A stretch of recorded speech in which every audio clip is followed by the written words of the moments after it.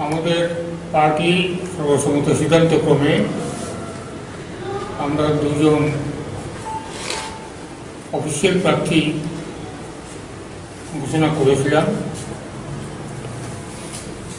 সেই দুজন প্রার্থী পূর্ব ত্রিপুরা আসনে আমি নিজে সমর্পিত আসনে, আর পশ্চিম ত্রিপুরা আসনে শুক্লাচরণ নোয়াতিয়া। আমরা যথারীতি মনোনয়নপত্র দাখিল করেছি। পশ্চিম ত্রিপুরা আসনে আমাদের সরকারিভাবে মনোনীত প্রার্থী শুক্লাচরণ নোয়াতিয়া সমস্ত প্রেসক্রাইব রুলস রেগুলেশনকে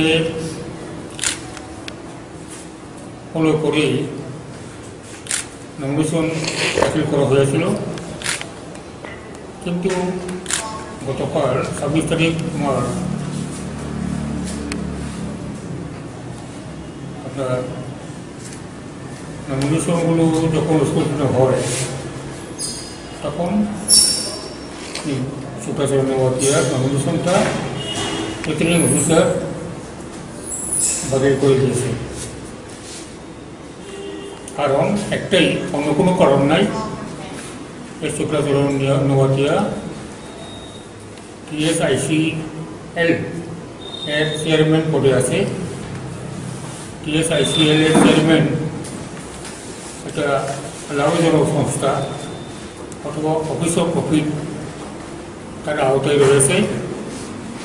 সেই জন্যই নির্বাচনের যে বিধিবিধান অনুসারে লাভজনক সংস্থা থাকলে পর সেটা নির্বাচনে প্রার্থী হওয়া উচিত।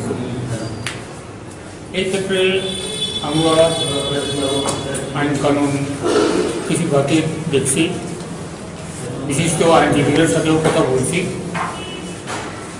কথা বলে আমরা নিশ্চিত ছিলাম Shuklacharan Noatia chairman of TSICL এর পদটা এটা লাভজনক বলে নাই। এই কারণে যে পার্লামেন্ট থেকে একটা রিমুভাল অফ ডিসকোয়ালিফিকেশন অ্যাক্ট হয়েছিল 1989 এবং পার্লামেন্ট থেকে সেই আইনকে 2013 সালে আরেকটা সংশোধন করা হয়েছিল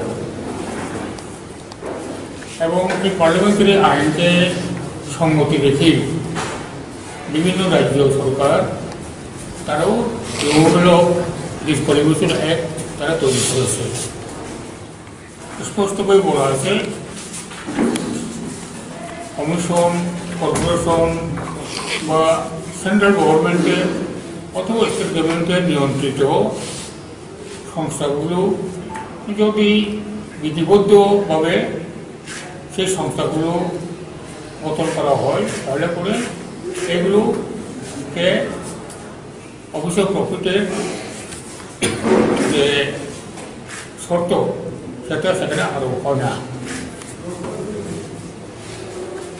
আমরা দেখলাম যে কেন্দ্রীয় সরকারের আইনকে সম্মতি রেখেই রাজ্য সরকার এই আইনটা 1972 সালে করেছেন, কিন্তু দেখা গেল যে কেন্দ্রীয় সরকারের একটা নির্দিষ্ট আইনের মধ্যে নির্দিষ্ট একটা নির্দেশিকা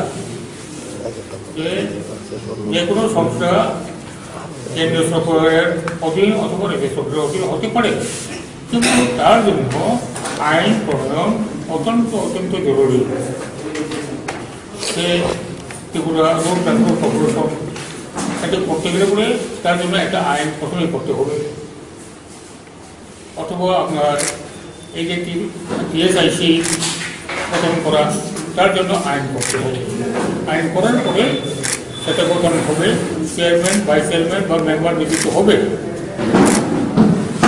কিন্তু আমরা অত্যন্ত